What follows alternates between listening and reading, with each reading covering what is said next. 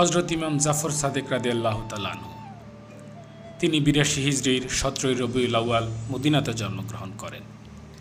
তিনি ছিলেন দয়াল নবী রাসূল পাক সাল্লাল্লাহু আলাইহি সাল্লামের পবিত্র রক্তধারা।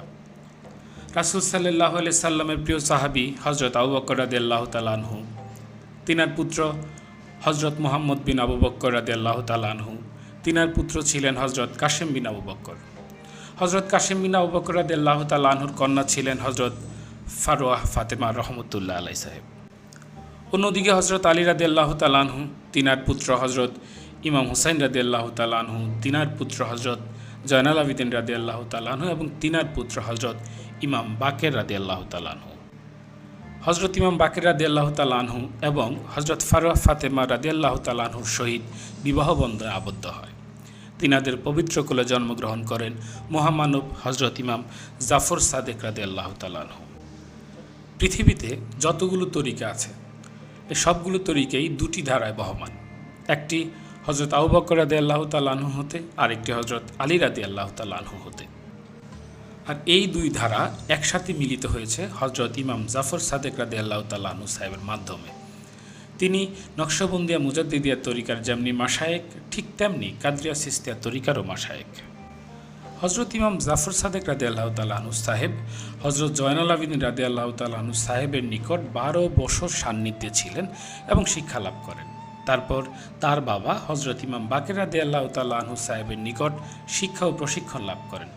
সেই সাথে তার নানা যান হজরত কাসেম বিন আবু বকর রাদিয়াল্লাহু তাআলা আনহুর নিকট থেকে খোদা প্রাপ্তির তত্ত্বজ্ঞান অর্জন করেন। হজরত জাফর সাদেক রাদিয়াল্লাহু তাআলা আনহু সাহেব ছিলেন অগাধ জ্ঞানের অধিকারী। তিনি যেই জ্ঞানের অধিকারী ছিলেন তা ছিল মূলত নবুয়তের জ্ঞানেরই উত্তরাধিকার। তাই তিনি বলতেন, আমার বক্তব্য আমার পিতা ইমাম বাকের রাদিয়াল্লাহু তাআলা আনহু সাহেবের বক্তব্য, আমার পিতার বক্তব্য আমার দাদা হজরত জয়নাল আবিদিন রাদিয়াল্লাহু তাআলা আনহু সাহেবের বক্তব্য, তার বক্তব্য হজরত আলী রাদিয়াল্লাহু তাআলা আনহুর বক্তব্য, হজরত আলী রাদিয়াল্লাহু তাআলা আনহুর বক্তব্য রাসূল সাল্লাল্লাহু আলাইহি সাল্লামের বক্তব্য, আর রাসূল সাল্লাল্লাহু আলাইহি সাল্লামের বক্তব্য মহান খোদা তাআলারই বক্তব্য। তিনি আরও বলতেন, আমাদের আহলে বাইতের কাছে আছে ভবিষ্যতের জ্ঞান, অতীতের জ্ঞান, অন্তরের অনুপ্রাণিত জ্ঞান, ফেরেশতাদের বাণী যা আমরা শুনতে পাই। আমাদের কাছে রয়েছে রাসূল সাল্লাল্লাহু আলাইহি সাল্লামের পবিত্র অস্ত্রসমূহ, যা হজরত ইমাম মাহদী আলাইহিস সালাম না আসা পর্যন্ত এগুলো আমরা হাতছাড়া করব না। আমাদের কাছে আছে হজরত মুসা আলাইহিস সালামের তাওরাত, হজরত ঈসা আলাইহিস সালামের ইনজিল, হজরত দাউদ আলাইহিস সালামের জাবুর এবং মহান খোদা তাআলা পাঠানো অন্যান্য আসমানি কিতাবসমূহ। এছাড়াও আছে হজরত ফাতেমা রাদিয়াল্লাহু তাআলা আনহুর পবিত্র সহিফা, যাতে রয়েছে সমস্ত ভবিষ্যৎ ঘটনার বর্ণনা এবং শেষ ঘণ্টা পর্যন্ত সমস্ত শাসকগণের নাম। আমাদের কাছে আছে আল জামি নামের দলিল, যাতে লেখা রয়েছে হজরত রাসূল সাল্লাল্লাহু আলাইহি সাল্লামের পবিত্র জবানিতে উচ্চারিত এবং নির্দেশিত বাণী, এবং ওইসব বাণী হজরত আলী রাদিয়াল্লাহু তাআলা আনহু নিজ হাতে লিখেছেন। আল্লাহর শপথ, এতে রয়েছে মানুষের জন্য কিয়ামত পর্যন্ত প্রয়োজনীয় সব কিছু। হজরত ইমাম জাফর সাদেক রাদিয়াল্লাহু তাআলা আনহু সাহেব একাধারে ফিকাহ, হাদিসবিদ, কোরআন মাজিদের তাফসির কারক, গণিতবিদ, রসায়নবিদ ছিলেন। পৃথিবীর বিখ্যাত ফিকাহ মুহাম্মদ বিন মুসলিম, বিখ্যাত দার্শনিক হিশাম, গণিত রসায়ন শাস্ত্রের বিখ্যাত পণ্ডিত জাবের ইবনে হাইয়ানের মতো ব্যক্তিরা তিনার জ্ঞানের স্পর্শ পেয়েছিল। হজরত বাইজিদ বুস্তামি রহমতুল্লাহ আলাইহি সাহেব, হজরত হাসান বসরি রহমতুল্লাহ আলাইহি সাহেব, ইমাম আবু হানিফা রহমতুল্লাহ আলাইহি সাহেবের মতো জ্ঞানীরাও তিনার ছাত্র ছিল। হজরত ইমাম আবু হানিফা রহমতুল্লাহ আলাইহি সাহেব বলেন, আমি জাফর ইবনে মুহাম্মদ থেকে বড় কোনো জ্ঞানী বা ফিকাহ দেখিনি। হজরত ইমাম মালিক রহমতুল্লাহ আলাইহি সাহেব বলেন, একসময় আমি জাফর ইবনে মুহাম্মদের কাছে আসা যাওয়া করতাম। যখনই যেতাম আমি তাকে ৩ অবস্থায় পেতাম, হয় তিনি নামাজ পড়ছেন, অথবা রোজা রেখেছেন, অথবা কোরআন মাজিদ তেলাওয়াত করছেন।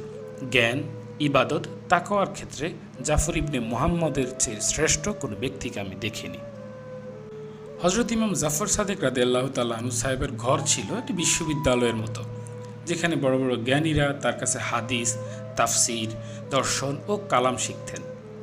তার ক্লাসে সাধারণত ২,০০০ প্রসিদ্ধ আলেম অংশ নিতেন। কখনো কখনো এই সংখ্যা ৪,০০০ পর্যন্ত পৌঁছাত। তৎকালীন খলিফা মনসুর ইমাম সাহেবকে পরীক্ষা করার জন্য ইবনে মুহাজিরকে অর্থ দিয়ে মদিনায় পাঠালেন। বললেন, আবদুল্লাহ ইবনে হাসান, জাফর ইবনে মুহাম্মদ এবং তাদের পরিবারবর্গের কাছে গিয়ে বলবে, আমি আপনাদের অনুসারী খোরাসান থেকে কিছু অর্থ নিয়ে এসেছি। খোরাসানের লোকজন আপনাদের জন্য এই অর্থ পাঠিয়েছে। খলিফা মনসুর কাকে কি পরিমাণ অর্থ দিবে তা গোপনে ইবনে মুহাজিরকে লিখে দেয়, কিন্তু অর্থ প্রদানের সময় শর্ত দিবে যে যেহেতু আমি অন্যদের প্রেরিত, সেহেতু আপনাদের কাছে অনুরোধ, আপনারা যে যে পরিমাণ অর্থ গ্রহণ করবেন তা দয়া করে কাগজে লিখে দিবেন। ইবনে মুহাজির খলিফা মনসুরের নির্দেশে তাই করলেন এবং দায়িত্ব সম্পূর্ণ করে মদিনা থেকে খলিফার দরবারে গেলেন। খলিফা মনসুর ইবনে মুহাজিরের কাছ থেকে বিস্তারিত জানতে চাইলে ইবনে মুহাজির বলেন, জাফর ইবনে মুহাম্মদ অর্থ গ্রহণ করেনি। যখন আমি তার কাছে যাই তখন তিনি মসজিদে নববীতে নামাজ পড়ছিলেন। আমি তার পিছনে গিয়ে বসলাম। মনে মনে ভাবলাম, যখন তিনি নামাজ শেষ করবেন তখন আমার কথা তাকে বলবো। কিন্তু তিনি নামাজ শেষ করা মাত্রই আমার দিকে ফিরে বললেন, হে লোক, আল্লাহকে ভয় করো, মুহাম্মদ সাল্লাল্লাহু আলাইহি সাল্লামের আহলে বাইতের সাথে প্রতারণার চেষ্টা করো না। খলিফা মনসুর ইবনে মুহাজিরের নিকট এই কথা শুনে বললেন, নিঃসন্দেহে তিনি একজন মুহাদ্দিস, যার সঙ্গে ফেরেশতাদের কথা হয়, যার কাছে এহলাম আসে। হযরত জাফর সাদেক রাদিয়াল্লাহু তাআলা আনহু সাহেব 114 থেকে 148 হিজরি পর্যন্ত মুসলিম উম্মার হেদায়েতের দায়িত্ব পালন করেন। 34 বছর ধরে মুসলিম উম্মার নেতৃত্ব দেওয়ার পর আব্বাসীয় শাসক মানসুর দেওয়ানিকের বিষ প্রয়োগের মাধ্যমে 148 হিজরির 25 শাওয়াল তিনি শাহাদাত বরণ করেন।